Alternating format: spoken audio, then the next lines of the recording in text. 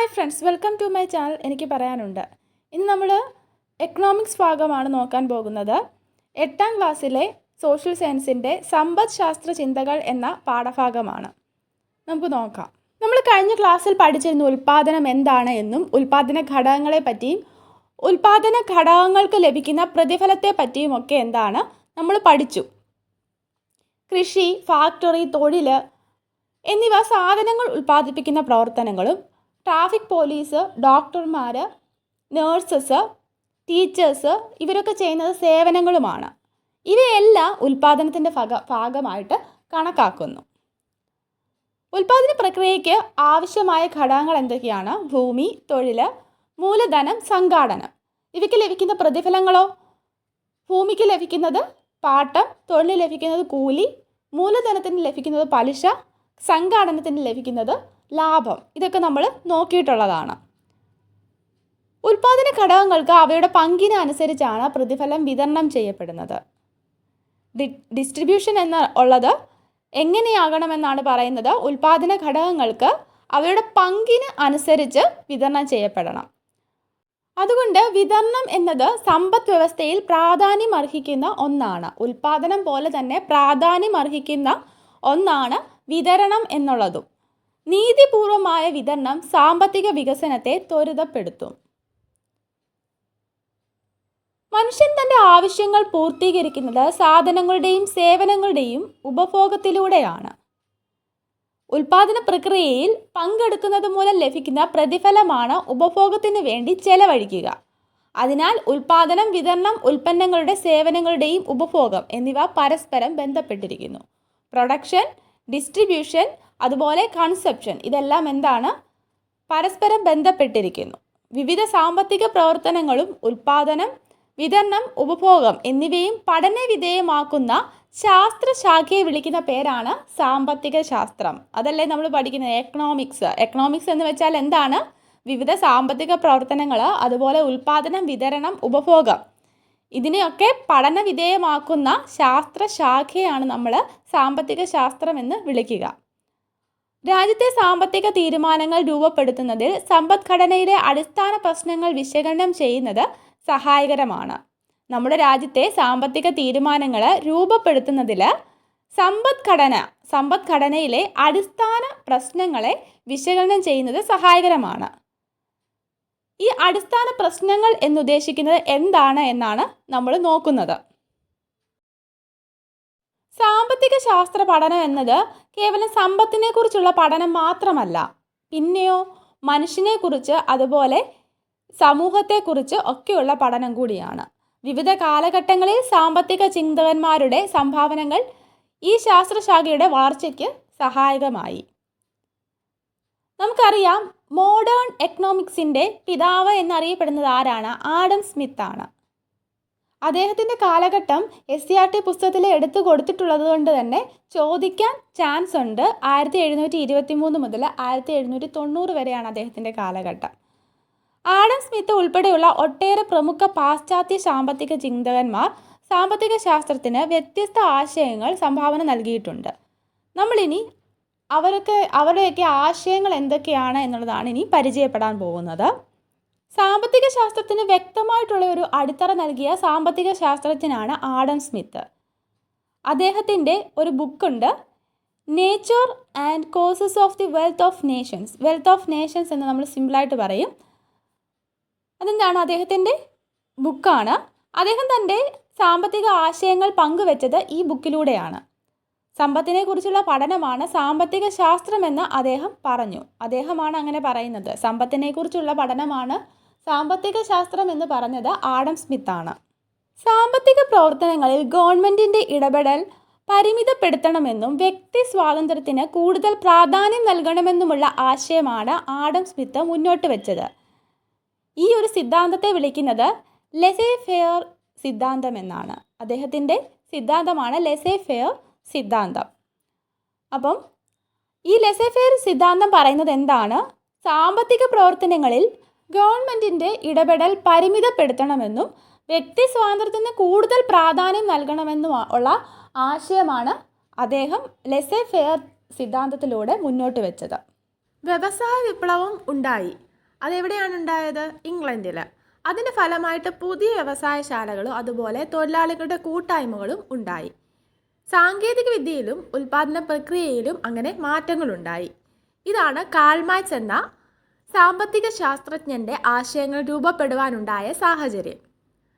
ഉൽപാദന പ്രക്രിയയിൽ തൊഴിലാളികളുടെ പങ്കാളിത്തത്തിനാണ് മാർക്സ് പ്രാധാന്യം നൽകിയത്. ഉൽപാദന പ്രക്രിയയിൽ തൊഴിലാളികളുടെ പങ്കാളിത്തത്തിന് പ്രാധാന്യം നൽകിയത് ആരാണ്? കാൾ മാർക്സ് ആണ്. ഉൽപാദനത്തിൻ്റെ അടിസ്ഥാനം തൊഴിലാളികളുടെ അധ്വാനമാണ്. തൊഴിലാളികളുടെ അധ്വാനത്തിൻ്റെ പ്രതിഫലമാണ് ഉൽപ്പന്നത്തിൻ്റെ വില.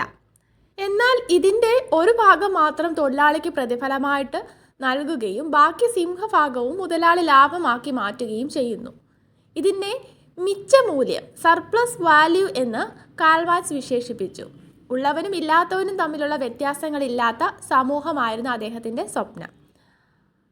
മൂലധനം എന്ന കൃതി ആരുടെയാണ്? മാർക്സിൻ്റെയാണ്. അദ്ദേഹം തൻ്റെ ആശയങ്ങൾ പ്രചരിപ്പിച്ചത് ഈ ബുക്കിലൂടെയാണ്. കാൾ മാർക്സിനെ തുടർന്ന് സാമ്പത്തിക ശാസ്ത്ര മേഖലയിൽ നൂതനമായ നിരവധി സിദ്ധാന്തങ്ങൾ ആൽഫ്രഡ് മാർഷൽ അവതരിപ്പിച്ചു. സമ്പത്ത് ആത്യന്തികമായി മനുഷ്യൻ്റെ ക്ഷേമത്തിന് വേണ്ടി ആയിരിക്കണമെന്നും സാമ്പത്തിക പ്രവർത്തനങ്ങളെല്ലാം മനുഷ്യക്ഷേമത്തിന് പ്രാധാന്യം നൽകുന്നതായിരിക്കണമെന്നും അദ്ദേഹത്തിൻ്റെ സാമ്പത്തിക ശാസ്ത്ര തത്വങ്ങൾ എന്ന പുസ്തകത്തിലൂടെ അവതരിപ്പിച്ചു.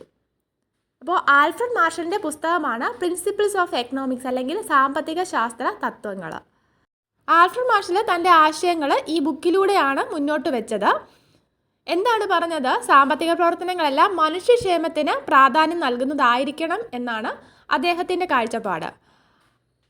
20-ാം നൂറ്റാണ്ടിൻ്റെ തുടക്കത്തിൽ ലോക ജനസംഖ്യ 160 കോടിയായിരുന്നു. 20-ാം നൂറ്റാണ്ടിൻ്റെ തുടക്കത്തിൽ ലോക ജനസംഖ്യ എത്രയായിരുന്നു? 160 കോടിയായിരുന്നു. ജനസംഖ്യ അനുദിനം വർദ്ധിച്ചു വന്നു. ഇത്രയും ജനങ്ങൾക്ക് ആവശ്യമായ വിഭവങ്ങൾ ഉൽപ്പാദിപ്പിക്കാൻ നമുക്ക് കഴിയുന്നുണ്ടോ? പരിമിതമായ വിഭവങ്ങൾ എങ്ങനെയാണ് ഫലപ്രദമായിട്ട് ഉപയോഗിക്കുന്നത്? ഇത്തരം ചോദ്യങ്ങൾ ലയണൽ റോബിൻസ് എന്ന ബ്രിട്ടീഷ് സാമ്പത്തിക ശാസ്ത്രജ്ഞനെ വർദ്ധിച്ച ആവശ്യങ്ങളും പരിമിതമായ വിഭവങ്ങളും തമ്മിലുള്ള ബന്ധം എന്ന വിഷയത്തിലേക്ക് നയിച്ചു. പരിമിതമായ വിഭവങ്ങൾ ഫലപ്രദമായി ഉപയോഗിക്കാൻ നമ്മുടെ ആവശ്യങ്ങൾക്ക് മുൻഗണന നിശ്ചയിക്കേണ്ടതാണ് എന്ന് ലയണൽ റോബിൻസ് വ്യക്തമാക്കി. 20-ാം നൂറ്റാണ്ടിൻ്റെ ആരംഭത്തിലാണ് അമേരിക്കൻ സാമ്പത്തിക ശാസ്ത്രജ്ഞനായിട്ടുള്ള പോൾ എ സാമുവൽസൺ സാമ്പത്തിക ശാസ്ത്ര മേഖലയിൽ പുതിയ ആശയങ്ങൾ അവതരിപ്പിച്ചത്. പോൾ എ സാമുവൽസൺ അദ്ദേഹത്തിൻ്റെ ആശയങ്ങൾ അവതരിപ്പിച്ചത് 20-ാം നൂറ്റാണ്ടിൻ്റെ ആരംഭത്തിലാണ്. ഒരു രാജ്യത്തിൻ്റെ സാമ്പത്തിക ഭദ്രത മികച്ച സാമ്പത്തിക ആസൂത്രണത്തിൻ്റെയും അതുപോലെ ശരിയായ വിഭവ വിനിയോഗത്തിൻ്റെയും ഫലമാണ് എന്ന് സാമുവൽസൺ പറഞ്ഞു. അപ്പോൾ അദ്ദേഹത്തിൻ്റെ ആശയം എന്താണ്? ഒരു രാജ്യത്തിൻ്റെ സാമ്പത്തിക ഭദ്രത എന്നത് മികച്ച സാമ്പത്തിക ആസൂത്രണത്തിൻ്റെയും അതുപോലെ ശരിയായ വിഭവ വിനിയോഗത്തിൻ്റെയും ഫലമാണ്. ഈ ഒരു കോളം കൊടുത്തിട്ടുണ്ട്. ചിന്തകന്മാരും അവരുടെ ആശയങ്ങളുമാണ്. ആഡം സ്മിത്തിൻ്റെ ആശയമാണ് സമ്പത്തിനെക്കുറിച്ചുള്ള പഠനം. ഇനി തൊഴിലാളികൾക്ക് പ്രാധാന്യം നൽകിയത് ആരായിരുന്നു? കാൾ മാർക്സ് ആയിരുന്നു. ഇനി ആൽഫ്രഡ് മാർഷൽ എന്താണ്? ആൽഫ്രഡ് മാർഷൽ മനുഷ്യക്ഷേമത്തിനാണ് പ്രാധാന്യം നൽകിയത്. ഇനി അതിലില്ലാത്ത ആവശ്യങ്ങളും പരിമിതമായ വിഭവങ്ങളും ആരുടെ ആശയമാണ്? ലയണൽ റോബിൻസിൻ്റെ ആശയമാണ്. ഇനി പോൾ എ സാമുവൽസണോ? നമ്മളിപ്പോൾ പറഞ്ഞതേ ഉള്ളൂ. ഒരു രാജ്യത്തിൻ്റെ സാമ്പത്തിക ഭദ്രത മികച്ച സാമ്പത്തിക ആസൂത്രണത്തിൻ്റെയും ശരിയായ വിഭവ വിനിയോഗത്തിൻ്റെയും ഫലമാണ് എന്നാണ് അദ്ദേഹം പറഞ്ഞത്. ഇനി നോക്കുന്നത് സാമ്പത്തിക ശാസ്ത്ര രംഗത്ത് ഇന്ത്യയുടെ സംഭാവനകളാണ്. ഇന്ത്യയുടെ സാമ്പത്തിക ശാസ്ത്ര ആശയങ്ങൾക്ക് മൗര്യ സാമ്രാജ്യത്തോളം പഴക്കമുണ്ട്. ചന്ദ്രഗുപ്ത മൗര്യൻ്റെ മുഖ്യ ഉപദേഷ്ടാവായിരുന്ന ചാണക്യൻ്റെ അർത്ഥശാസ്ത്രം എന്ന ഗ്രന്ഥം ഇന്ത്യയുടെ സാമ്പത്തിക ശാസ്ത്ര സിദ്ധാന്തങ്ങളിൽ പ്രധാനമാണ്. ഫലപ്രദമായ സാമ്പത്തിക പ്രവർത്തനങ്ങളുടെ അഭാവം ഒരു രാജ്യത്തെ നാശത്തിലേക്ക് നയിക്കുന്നു. രാജ്യത്തിൻ്റെ സാമ്പത്തിക പുരോഗതിക്ക് ശരിയായ നയങ്ങളുടെ പ്രാധാന്യം ചാണക്യൻ എടുത്തു പറഞ്ഞു. ഇത്തരം നയങ്ങളിലൂടെ സർക്കാരിന് വരുമാന നഷ്ടം തടയാൻ കഴിയുന്നതാണ്. മഗധ എന്ന രാജ്യത്തെ ഒരു സാമ്പത്തിക ശക്തിയാക്കി മാറ്റിയതിൽ ചാണക്യൻ്റെ പങ്ക് എന്നത് വളരെ വലുതായിരുന്നു. അപ്പം ചാണക്യൻ്റെ അർത്ഥശാസ്ത്രത്തിൽ എന്താണ്? സാമ്പത്തിക ശാസ്ത്ര ആശയങ്ങളെ പറ്റി പറയുന്നുണ്ട്. ബ്രിട്ടീഷ് ഇന്ത്യയിലെ അറിയപ്പെടുന്ന സാമ്പത്തിക ശാസ്ത്ര വിദഗ്ധനായിരുന്നു ദാദാഭായ് നവറോജി. ഇന്ത്യയുടെ സമ്പത്ത് ചോർത്തിയെടുക്കുന്നതാണ് ബ്രിട്ടീഷ് ഭരണമെന്നും ഇത് ഇന്ത്യയെ ദാരിദ്ര്യത്തിലേക്കും സാമ്പത്തിക തകർച്ചയിലേക്കും നയിച്ചുവെന്നും അദ്ദേഹം ചൂണ്ടിക്കാട്ടി. ഇത് ചോർച്ചാ സിദ്ധാന്തം എന്ന് അറിയപ്പെടുന്നു. അപ്പം ദാദാഭായ് നവറോജിയുടെ സിദ്ധാന്തമാണ് ചോർച്ചാ സിദ്ധാന്തം. അതെന്താണ് പറയുന്നത്? ഇന്ത്യയുടെ സമ്പത്ത് ചോർത്തിയെടുക്കുന്നത് ബ്രിട്ടീഷ് ഭരണമാണ്. ഇത് ഇന്ത്യയെ ദാരിദ്ര്യത്തിലേക്കും സാമ്പത്തിക തകർച്ചയിലേക്കും നയിക്കുമെന്നുമാണ് പറയുന്നത്. ഇന്ത്യയിൽ ജോലി ചെയ്തിരുന്ന ബ്രിട്ടീഷ് ഉദ്യോഗസ്ഥർക്ക് ഉയർന്ന ശമ്പളം നൽകൽ, ഇന്ത്യയിലെ അസംസ്കൃത വസ്തുക്കൾ തുച്ഛമായ വില നൽകി ശേഖരിച്ച് അതുകൊണ്ടുണ്ടാക്കിയ ഉൽപ്പന്നങ്ങൾ കൂടിയ വിലയ്ക്ക് ഇന്ത്യൻ കമ്പോളത്തിൽ തന്നെ വിറ്റഴിക്കൽ, ബ്രിട്ടന്റെ സാമ്രാജ്യത്വ വികസനത്തിന് വേണ്ടി ഇന്ത്യൻ സമ്പത്ത് കൊള്ളയടിക്കൽ, ഇന്ത്യൻ തൊഴിലാളികളെ അടിമകളെ പോലെ പണിയെടുപ്പിക്കുകയും കാർഷിക വ്യാവസായിക ഉൽപ്പന്നങ്ങൾ ബ്രിട്ടനിലേക്ക് കയറ്റി അയക്കുകയും ചെയ്യൽ. ഇതൊക്കെയാണ് സമ്പത്തിൻ്റെ ചോർച്ചയ്ക്കുള്ള പ്രധാന കാരണങ്ങളായിട്ട് ദാദാഭായ് നവറോജി ചൂണ്ടിക്കാണിച്ചത്. ബ്രിട്ടീഷ് ചൂഷണത്തെ സംബന്ധിച്ച രമേശ് ചന്ദ്ര ദത്ത് എന്ന സാമ്പത്തിക ശാസ്ത്രകാരൻ്റെ പഠനവും സാമ്പത്തിക ശാസ്ത്ര ചിന്തകൾക്ക് കരുത്തേകി. ബ്രിട്ടീഷ് ചൂഷണവും പടിഞ്ഞാറൻ നാഗരികതയും എങ്ങനെ ഇന്ത്യയെ തകർത്തുവെന്ന് സാമ്പത്തിക ശാസ്ത്ര പഠനങ്ങളിലൂടെ രമേശ് ചന്ദ്രദത്ത് വ്യക്തമാക്കുന്നു. ഇനി നമ്മൾ ഗാന്ധിജിയെ പറ്റിയാണ് നോക്കുന്നത്. ഗാന്ധിജിയും സാമ്പത്തിക ശാസ്ത്രവും. അദ്ദേഹത്തിൻ്റെ ഒരു കോഴ്സാണ് ആദ്യം കൊടുത്തിട്ടുള്ളത്. ഇന്ത്യക്ക് ആവശ്യമുള്ള മൂലധനം ഏതാനും പേരിൽ കേന്ദ്രീകരിക്കലല്ല, 1900 മൈൽ നീളവും 1500 മൈൽ വീതിയുമുള്ള ഈ ഭൂഖണ്ഡത്തിലെ 7 ലക്ഷം ഗ്രാമങ്ങൾക്ക് എളുപ്പത്തിൽ ലഭിക്കാവുന്ന വിധത്തിൽ വിതരണം ചെയ്യലാണ്. ഇങ്ങനെ പറഞ്ഞത് ഗാന്ധിജിയാണ്, മഹാത്മാഗാന്ധിയാണ്. ദാദാഭായ് നവറോജിക്ക് ശേഷം ഇന്ത്യയുടെ സാമ്പത്തിക ശാസ്ത്രത്തിന് തനതായ സംഭാവനകൾ നൽകിയത് നമ്മുടെ രാഷ്ട്രപിതാവായിട്ടുള്ള മഹാത്മാഗാന്ധിയായിരുന്നു. ഗാന്ധിജിയുടെ ആദ്യ പുസ്തകം ഏതാണ്? ഹിന്ദ് സ്വരാജ്. അത് പ്രസിദ്ധീകരിച്ചത് 1909 ഹിന്ദ് സ്വരാജിൽ തന്നെ അദ്ദേഹത്തിൻ്റെ സാമ്പത്തിക ശാസ്ത്ര ആശയങ്ങൾ പങ്കുവയ്ക്കുന്നുണ്ട്. ഗ്രാമീണ സമ്പദ് വ്യവസ്ഥയ്ക്കും ധാർമ്മിക മൂല്യങ്ങൾക്കും പ്രാധാന്യം നൽകുന്നവയായിരുന്നു അവയൊക്കെ. മഹാത്മാഗാന്ധിയുടെ ട്രസ്റ്റിഷിപ്പ് എന്ന മഹത്തായ ആശയം സമ്പദ്ശാസ്ത്ര രംഗത്ത് പുതിയ ചിന്തകൾക്ക് വഴിതെളിച്ചു. സത്യത്തിലും അഹിംസയിലും അധിഷ്ഠിതമായ ഒരു സമ്പദ് വ്യവസ്ഥയാണ് ട്രസ്റ്റിഷിപ്പ് എന്നതിലൂടെ ഗാന്ധിജി ലക്ഷ്യമിട്ടത്. ഇനി നമുക്ക് അദ്ദേഹത്തിൻ്റെ ട്രസ്റ്റിഷിപ്പ് എന്നത് എന്താണ് എന്ന് നോക്കാം. ഇതിൻ്റെ പ്രധാന ഉള്ളടക്കം എന്ന് പറയുന്നത് മുതലാളി തനിക്ക് മാത്രമായുള്ള ഉടമസ്ഥാവകാശം പരിത്യജിക്കുകയും സമ്പത്ത് കൈവശം വെച്ചുകൊണ്ടിരിക്കുന്നത് ജനങ്ങളുടെ ഒരു ട്രസ്റ്റി എന്ന നിലയിലാണ് എന്ന് പ്രഖ്യാപിക്കുകയും ചെയ്യേണ്ടതാണ്. ഒരു ട്രസ്റ്റിക്ക് പൊതുജനങ്ങളല്ലാതെ വേറെ അനന്തരാവകാശികളില്ല. ഉൽപാദനത്തിൻ്റെ സ്വഭാവം നിശ്ചയിക്കുന്നത് വ്യക്തികളുടെ ഹിതമോ അത്യാഗ്രഹമോ അനുസരിച്ചല്ല, സമൂഹത്തിൻ്റെ ആവശ്യങ്ങൾ അനുസരിച്ചാണ്. മാന്യമായി ജീവിക്കാൻ ഉതകുന്ന കുറഞ്ഞ വേതനം നിശ്ചയിക്കുവാൻ നിർദ്ദേശിച്ചിട്ടുള്ളതുപോലെ സമൂഹത്തിലെ ഏതെങ്കിലും ഒരു വ്യക്തിക്ക് അനുവദിക്കാവുന്ന ഏറ്റവും കൂടിയ വേതനത്തിനും പരിധി കൽപ്പിക്കേണ്ടതുണ്ട്. ഇതൊക്കെയാണ് ട്രസ്റ്റിഷിപ്പ് എന്ന ആശയത്തിൻ്റെ ഉള്ളടക്കം. ഇനി ഗാന്ധിജിയുടെ സാമ്പത്തിക ശാസ്ത്ര ചിന്തകൾ ഒന്ന് ക്രോഡീകരിച്ച് പറയാം. എന്തൊക്കെയാണ്? കാർഷിക ഗ്രാമീണ വ്യവസ്ഥയ്ക്ക് പ്രാധാന്യം, കുടിൽ ചെറുകിട വ്യവസായങ്ങൾക്ക് പരിഗണന, സമത്വത്തിൽ അടിയുറച്ച സമ്പദ് വ്യവസ്ഥയുടെ രൂപീകരണം, സ്വയം പര്യാപ്തതയും സ്വാശ്രയവുമായ പ്രാദേശിക സമ്പദ് വ്യവസ്ഥ. ഇതൊക്കെയാണ് ഗാന്ധിജിയുടെ ആശയങ്ങൾ എന്ന് പറയുന്നത്. ഗാന്ധിജിയുടെ സാമ്പത്തിക ആശയങ്ങളാൽ സ്വാധീനിക്കപ്പെട്ട പ്രമുഖ സാമ്പത്തിക ശാസ്ത്രജ്ഞന്മാരാണ് JC കുമരപ്പയും ശ്രീമൻ നാരായണനും അതുപോലെ ധരംപാലും. കാർഷിക മേഖലയ്ക്കും ചെറുകിട വ്യവസായങ്ങൾക്കും മുൻഗണന നൽകുന്ന വികസനമാണ് സ്വതന്ത്ര ഇന്ത്യ സ്വീകരിക്കേണ്ടത് എന്ന ആശയമാണ് ഇവർ മുന്നോട്ട് വെച്ചത്. 1998 നോബൽ സമ്മാനം ലഭിച്ച ഇന്ത്യൻ സാമ്പത്തിക ശാസ്ത്രജ്ഞനാണ് അമർത്യ സെൻ.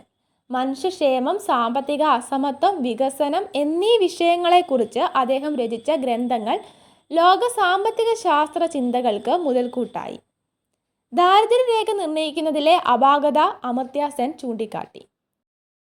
ദാരിദ്ര്യം, അസമത്വം, ക്ഷാമം തുടങ്ങിയവയ്ക്കാണ് തൻ്റെ പഠനങ്ങളിൽ അദ്ദേഹം പ്രാധാന്യം നൽകിയത്. സാമ്പത്തിക ശാസ്ത്രത്തിൻ്റെ വളർച്ചയിലെ വിവിധ ഘട്ടങ്ങളിൽ പ്രധാന സംഭാവനകൾ നൽകിയ പ്രമുഖ ഇന്ത്യൻ സാമ്പത്തിക ചിന്തകരെക്കുറിച്ച് നമ്മൾ നോക്കി. ആരൊക്കെയായിരുന്നത്? ആദ്യം തന്നെ ചാണക്യനെ പറ്റിയാണ് പറഞ്ഞത്. പിന്നീട് ദാദാഭായ് നവറോജി, അതുപോലെ ഗാന്ധിജി, രമേശ് ചന്ദ്ര ദത്ത്, JC കുമരപ്പ, ശ്രീമൻ നാരായൺ, ധരംപാൽ, അതുപോലെ ലാസ്റ്റ് പറഞ്ഞത് അമർത്യ സെന്നിനെ പറ്റിയാണ്. ഇന്ത്യൻ സാമ്പത്തിക ശാസ്ത്ര ചിന്തകൾ ചാണക്യൻ്റെ എന്തായിരുന്നു? ഫലപ്രദമായ സാമ്പത്തിക പ്രവർത്തനവും വരുമാന നഷ്ടം തടയലും എന്നുള്ളതായിരുന്നു.